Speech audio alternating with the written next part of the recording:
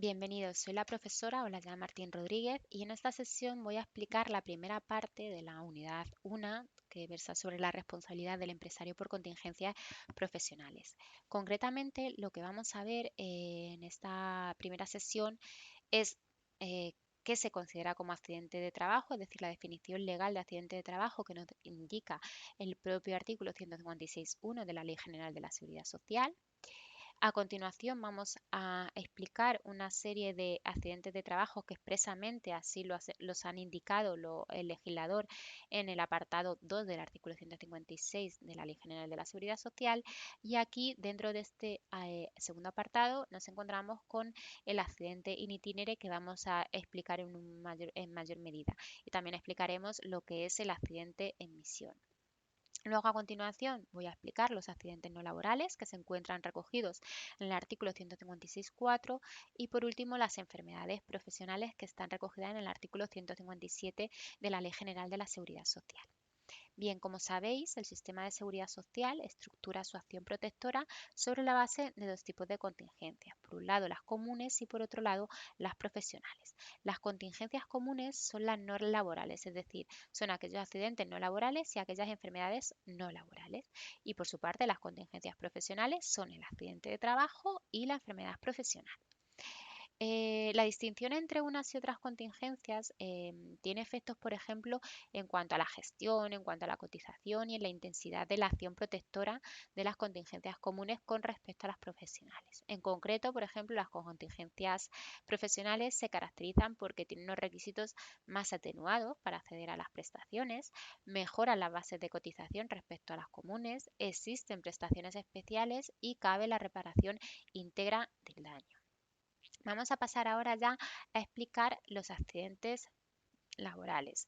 En primer lugar, primero vamos a hacer referencia al primer apartado del artículo 156 de la Ley General de la Seguridad Social.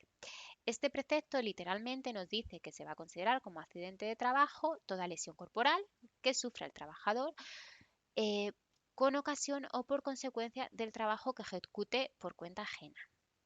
¿Qué se deriva de esta definición? Bueno, pues se derivan tres requisitos.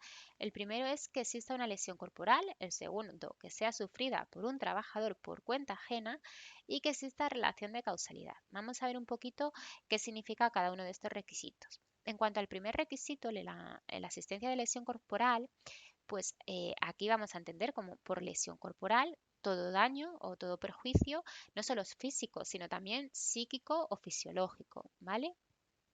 Que sea constitutiva todos daños físicos, psíquicos, psicológicos, que sea una lesión constitutiva de ese accidente que se ha producido, ¿vale? En cuanto al elemento de trabajador por cuenta ajena, en principio, pues este precepto se remite directamente a aquellas personas trabajadoras que presentan servicios en las condiciones establecidas por el artículo 1.1 del Estatuto de los Trabajadores. Es decir, se va a considerar trabajador por cuenta ajena a aquellos trabajadores que cumplan las notas de laboralidad que establece el artículo 1.1 del estatuto, ¿vale? Recordar, trabajo voluntario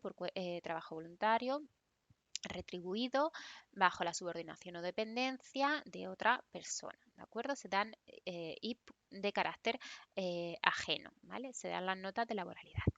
De hecho, es habitual en los pleitos sobre accidentes de trabajo la calificación de la relación de trabajo y la identificación de esas notas propias del contrato de trabajo para descartar la calificación de accidente cuando el trabajador pues, no se ajusta a esas características o a esas notas de laboralidad. Sin embargo, pese a que la definición legal de accidente de trabajo sigue girando en esencia alrededor de esa nota de trabajo por cuenta ajena, sí que hay que tener en cuenta que en la actualidad también están protegidos frente al accidente de trabajo otros grupos de población que también pertenecen al régimen general de la seguridad social. Entonces, en este supuesto habrá que estar un poco a la casuística. Sin embargo, sí que es verdad que se ha rechazado que existe accidente de trabajo cuando el accidentado tiene la condición de administrador general de una sociedad o es socio capitalista mayoritario, ¿vale? Por ejemplo, en ese supuesto, pues sí que se ha rechazado expresamente la existencia de accidente de trabajo porque no se cumplen, no se dan las notas de laboralidad del artículo 1.1 del Estatuto de los Trabajadores y no se puede considerar como tal, ¿vale?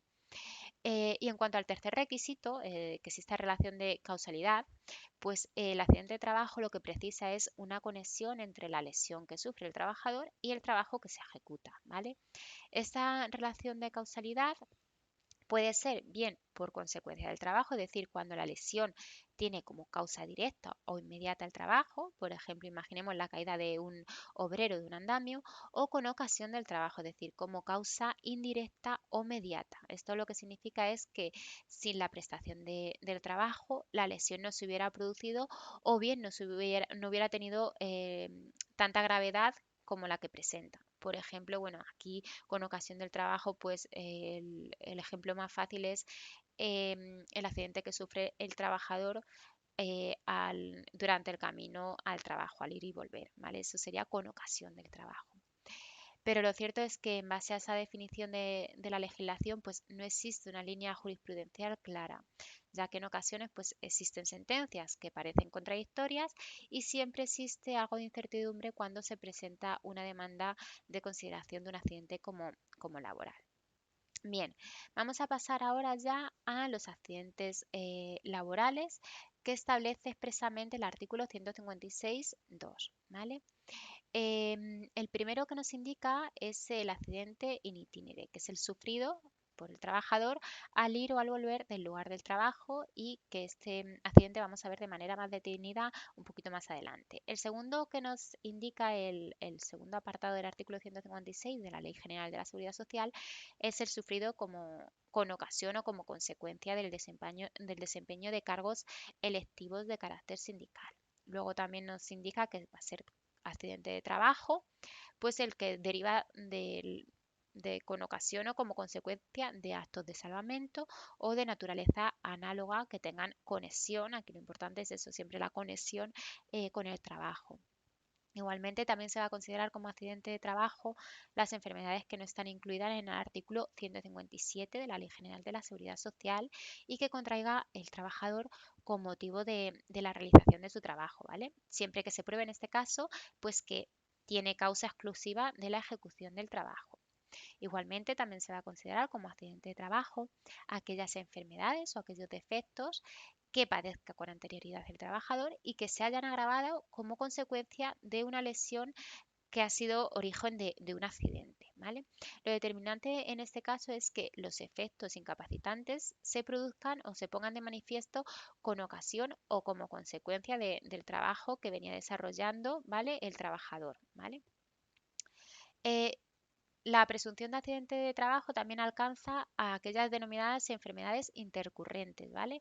La enfermedad intercurrente pues se caracteriza porque lo que hace es modificar las consecuencias del accidente de trabajo de manera, es decir, lo que se caracteriza porque modifica la situación anterior del trabajador como consecuencia de ese accidente de trabajo y lo que hace es que agrava la enfermedad que padecía, ¿vale?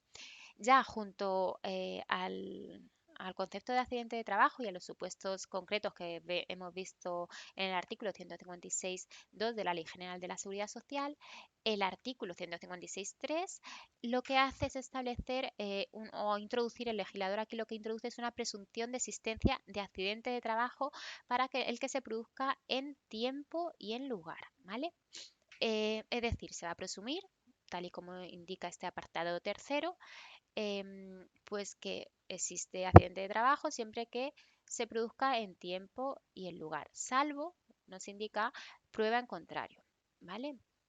Es decir, en este caso, si no se quiere considerar como accidente de trabajo, tendrá que ser el empresario el que tenga la carga de probar o de demostrar que la lesión no se ha producido a consecuencia del trabajo.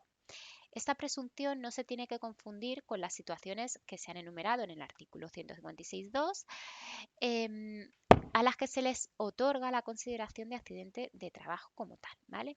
En estos casos, la relación de causalidad se establece con el trabajo, ¿de acuerdo? En estos casos, la relación de causalidad se establece con el trabajo, mientras que la presunción del artículo 156.3 de la Ley General de la Seguridad Social es de menor intensidad que la del artículo 156.2 y se establece entre lesión y tarea realizada, ¿vale? También hay que puntualizar y recalcar que la presunción se mantiene cuando exista imprudencia también profesional del trabajador, ¿vale?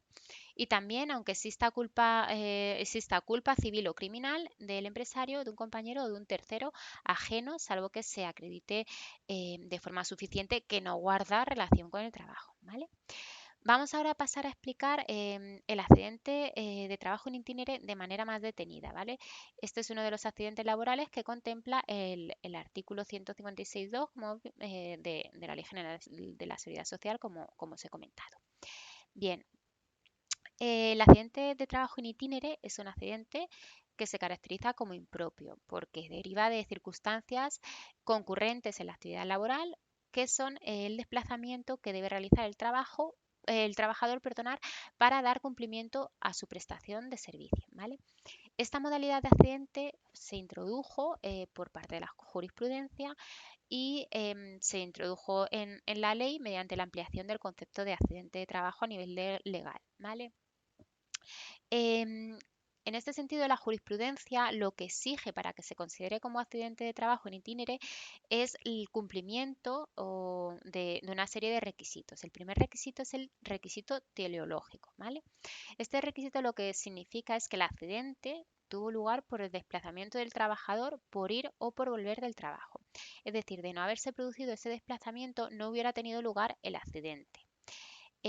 Aunque también aquí hay que precisar que en ocasiones se han dictado algunas sentencias que han considerado como accidente de trabajo en itinere cuando el desplazamiento tenía por razón ir, por ejemplo, a cobrar el salario o la retribución o bien acudir a una revisión médica prescrita por la empresa, ¿vale? Es decir, en estos dos casos que os he dicho, aunque ese desplazamiento no tuvieran que ver con la prestación efectiva de servicios, tenían relación con el trabajo, ¿vale? Ese desplazamiento se producía con razón o por circunstancias relacionadas con el trabajo, por lo que en esos casos, para ir a cobrar el recibo de salario o para ir a una revisión médica que había prescrito la empresa, pues sí que se ha considerado como accidente de trabajo in itinere. Igualmente se ha considerado accidente de trabajo in itinere, como veremos más adelante, aquel que se produce cuando se sale o se viene de la cena de Navidad. Pero bueno, eso lo vamos a ver más adelante de otros ejemplos. Vale, el segundo requisito que se debe cumplir es el requisito geográfico. Este requisito también se conoce como topográfico o espacial.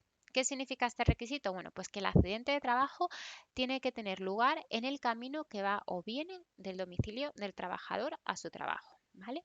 Es decir, el trabajador tiene que desplazarse a través de un trayecto normal y habitual y en este caso lo que sí que alguna sentencia ha aceptado considerar como accidente de trabajo en itinerario cuando había un pequeño desvío del trayecto, por ejemplo, para dejar a los hijos en el colegio o para comprar una medicina, es decir, realmente no se produce ese accidente durante el camino que va y viene del trabajo, porque se produce una pequeña interrupción, pero en esos supuestos también se ha considerado como accidente de trabajo in itinere. Como os comentaba, hay que ver un poco la casuística en estos accidentes de trabajo in itinere, ¿vale? Aquí en este requisito geográfico, lo importante es que el recorrido habitual no sufra una modificación sustancial, no dice algunas sentencias, ¿vale? Otro de los requisitos es que se tiene que producir de manera cronológica, es decir, es necesario que el accidente se produzca dentro del tiempo que el trabajador suele tardar en recorrer ese trayecto, ¿vale? Aunque aquí hay que tener en cuenta que se van a considerar que las paradas breves no van a romper ese nexo causal entre el domicilio y el trabajo. Por ejemplo, pues se ha considerado en este caso que no se rompe ese nexo causal cuando un trabajador sufre un accidente cuando se desvía de su recorrido para dejar a un compañero de trabajo, ¿vale? Y el último requisito es el requisito mecánico. El requisito mecánico significa que el trayecto se realiza a través de un medio de transporte normal o habitual que utiliza el trabajador y que este medio de transporte no tiene que suponer un riesgo para el propio trabajador. Por ejemplo, aquí, bueno, pues no sería un medio normal y adecuado para el trabajador el que se desplace con patinete y tenga que ir por una autovía, ¿vale? Ese no sería un medio de transporte seguro y ya que pondría en riesgo pues al trabajador porque podría sufrir un accidente, lógicamente, ¿vale? Como decía, bueno, por citar algunos de los ejemplos que han sido considerados como accidente de trabajo por parte de nuestros tribunales, pues se ha considerado como accidente de trabajo la caída en el portal de casa cuando iba camino o iba a emprender el camino al trabajo. También pues se ha considerado como accidente de trabajo en itinere el accidente que sufre un trabajador cuando está esperando en la parada de autobuses para desplazarse a su lugar de trabajo. También ha sido considerado como tal, como os comentaba antes, el accidente de tráfico que sufre un trabajador después de la cena de Navidad de empresa, entre otros muchos, ¿vale? O sea, la casuística es bastante abundante en este sentido. Sin embargo, no se ha considerado como accidente de trabajo, por ejemplo, cuando se producen modificaciones del recorrido que no estén justificadas, como hemos visto, o cuando haya alteraciones del tiempo que no son normales. Bien, voy a pasar ahora a explicar el accidente de trabajo en misión, que es de creación jurisprudencial. Bien, en cuanto al accidente de trabajo en misión, se trata de una modalidad específica de accidente de trabajo en la que se produce un desplazamiento del trabajador con el fin de realizar una actividad que ha sido encomendada por la empresa. Bien, aquí lo que veis ahí es que se cumplen dos elementos. En primer lugar, que se produce un desplazamiento para cumplir una misión y además que esa misión ha sido encomendada por el empresario. Os voy a comentar algún ejemplo de lo que se considera como accidente en misión o no para nuestros tribunales. Por ejemplo, no va a constituir un accidente de trabajo en misión la actividad que se realice en el mar a bordo de buques en las que no existe un encargo de trabajo que requiera un desplazamiento temporal a un lugar distinto de su centro de trabajo habitual, dado que todas las dependencias del buque van a constituir el propio centro de trabajo y el propio domicilio del trabajador, ¿vale? Por el contrario, sí que vamos a considerar como accidente de trabajo en misión, por ejemplo, la asistencia a jornadas o a congresos médicos que están relacionadas directamente con la especialidad sanitaria del profesional médico, ¿vale? En este caso, por ejemplo, la sentencia del Tribunal Superior de Justicia de Castilla y León de 26 de noviembre de 2017 sí que consideró en este caso pues el accidente de trabajo en misión. El Tribunal Supremo se ha encargado de precisar que no todo lo que sucede durante la misión tiene una conexión necesaria con el trabajo, ¿vale? Cuando, pues, por ejemplo, no es propiamente desplazamiento, ni tampoco realización de determinadas actividades, ¿vale? Vamos a pasar ahora a citar los accidentes que expresamente el artículo 156.4 de la Ley General de la Seguridad Social no considera como trabajo. En este sentido, según el artículo 156.4, no tienen la consideración de accidente de trabajo los que sean debidos a fuerza mayor extraña al trabajo. Vale. ¿Y qué se entiende por fuerza mayor? Bueno, pues en este sentido lo que se entiende como fuerza mayor es la que sea de tal naturaleza que ninguna relación guarde con el trabajo que se ejecutaba al ocurrir el accidente. Es decir, se excluyen de la consideración de esta fuerza mayor extraña al trabajo la insolación, el rayo y otros fenómenos análogos de la naturaleza, ¿vale? De esa definición que nos dice fuerza mayor extraña al trabajo, no se van a considerar como fuerza mayor, como os digo, la insolación, el rayo y otros fenómenos análogos. Es decir, podría calificarse como laboral la insolación, el rayo y otros fenómenos de análoga naturaleza, ¿vale? Por ejemplo, imaginaros que se ha previsto que en el mes de julio, los días tal, va a venir una ola de calor de más de no sé cuántos grados. Pues para aquellos trabajos en el campo, pues quizá debería ser conveniente paralizar la actividad. Imaginemos que no se paraliza la actividad y que ha habido una información a los empresarios en ese sector de que se paralice. Bueno, pues en este caso, si un trabajador sufre un accidente de trabajo relacionado con la insolación, pues podría ser considerado como accidente laboral, ¿vale?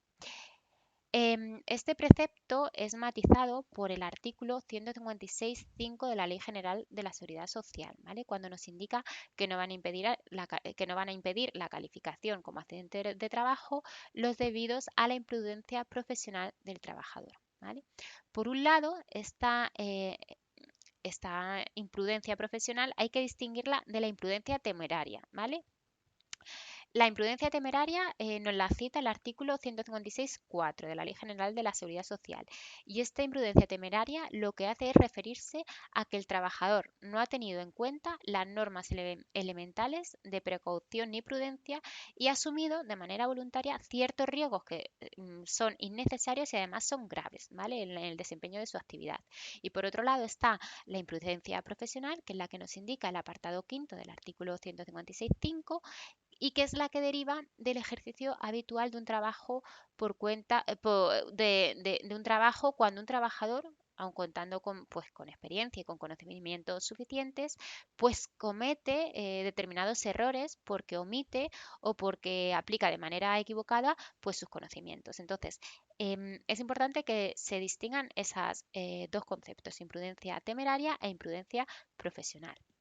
La diferencia entre ambas está en que la imprudencia profesional está calificada como accidente de trabajo, mientras que la imprudencia temeraria se excluye de este concepto debido a que en esta situación se ha separado el nexo causal entre el trabajo y el accidente, ¿vale? En la imprudencia temeraria, el trabajador tiene que responsabilizarse por no haber adoptado las medidas preventivas suficientes, ¿vale? Sin embargo, en la imprudencia profesional, el trabajador se encuentra protegido y no se le va a responsabilizar en ese supuesto, ¿vale?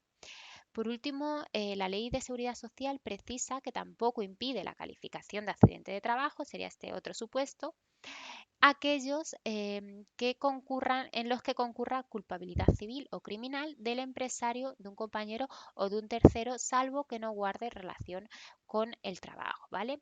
En este caso, para la calificación de accidente, los hechos tienen que guardar relación con el trabajo, aunque estén ocasionados por la actuación de una persona distinta a la del trabajador, sea el empresario, sea otro trabajador o sea un tercero. Aunque sí que es verdad que no es fácil identificar criterios unánimes y absolutamente seguros sobre la relación de causalidad cuando se trata de agresiones de un compañero o de un tercero a efectos de su calificación como accidente de trabajo. Bien, vamos ahora a pasar ya a la segunda contingencia profesional, que es la enfermedad profesional. De manera literal, el artículo 157 de la Ley General de la Seguridad Social nos indica que la enfermedad profesional es aquella enfermedad que es contraída a consecuencia del trabajo ejecutado por cuenta ajena en las actividades que se especifiquen en el cuadro que se apruebe en las disposiciones legales y que esté provocada por la acción de elementos o sustancias que en dicho cuadro se indique, ¿vale? Esto viene así establecido en el artículo 157 de la Ley General de la Seguridad Social y también en el artículo 3.5 del Real Decreto 1273 del año 2003, ¿vale? ¿Cuáles son los elementos que se derivan de este precepto legal? Pues en primer lugar, la existencia de una patología, ¿vale? En segundo lugar, que sea contraída a causa del trabajo ejecutado por cuenta ajena. En tercer lugar, que resulte de cualquiera de las actividades listadas en ese Real Decreto que vamos a ver, que es el Real Decreto 1299-2006, y sea consecuencia de la acción de elementos o sustancias previstos expresamente en ese Real Decreto 1299-2006 de 10 de noviembre. Vale, como decía, el cuadro de enfermedades profesionales está vigente y aprobado por el Real Decreto 1299-2006. Y ahí en ese Real Decreto se recogen expresamente una serie de enfermedades que son catalogadas como profesionales, ¿vale? Sin embargo, aquellas patologías que no estén en ese cuadro de enfermedades profesionales, pero que sean ocasionadas por el cometido laboral, como hemos visto anteriormente, tienen que ser consideradas como accidente de trabajo de acuerdo con el artículo 156.3e de la Ley General de la Seguridad Social, ¿vale? O sea, recordar ese artículo que vimos anteriormente. Y bueno, esto era lo que os quería puntualizar sobre las contingencias profesionales y sobre esta primera parte de la unidad 1. Muchísimas gracias por vuestra atención.